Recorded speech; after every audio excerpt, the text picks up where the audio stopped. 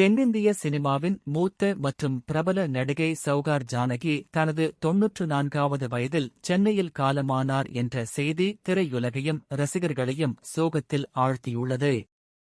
August 21, 2026 அன்று உடல்நலக்குறைவு காரணமாக சிகிச்சை பெற்று வந்த நிலையில் அவர் உயிரிழந்ததாக தகவல்கள் தெரிவிக்கின்றன.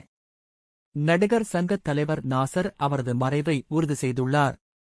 1950ஆம் ஆண்டு வெளியான தெலுங்கு திரைப்படமான ஷாவுக்காரு மூலம் திரையுலகில் அறிமுகமான அவர் பின்னர் தமிழ், தெலுங்கு, கன்னடம், மலையாளம் உள்ளிட்ட பல மொழிகளில் நூற்றுக்கணக்கான திரைப்படங்களில் நடித்தார். 7 தசாப்தங்களுக்கும் மேலாக நீடித்து அவரது கலைப்பயணம் பல தலைமுறை ரசிகர்களை கவர்ந்தது. குணச்சித்திர கதாபாத்திரங்களிலும் தனது தனித்துவமான நடிப்பை வெளிப்படுத்திய சௌகார் ஜானகி பத்மஸ்ரீ உள்ளிட்ட பல கௌரவங்களை பெற்றவர். அவரது மறைவு தென்னிந்திய சினிமாவில் ஒரு பெரிய வெற்றிடத்தை ஏற்படுத்தியுள்ளது. பல பிரபலங்களும் ரசிகர்களும் அவருக்கு இரங்கல் தெரிவித்து வருகின்றனர். சௌகார் ஜானகியின் திரைப்படப் பங்களிப்பும் அவரது நினைவும் என்றும் அழியாது. அவருக்கு எங்களது ஆழ்ந்த அஞ்சலியை தெரிவித்துக் கொள்கிறோம்.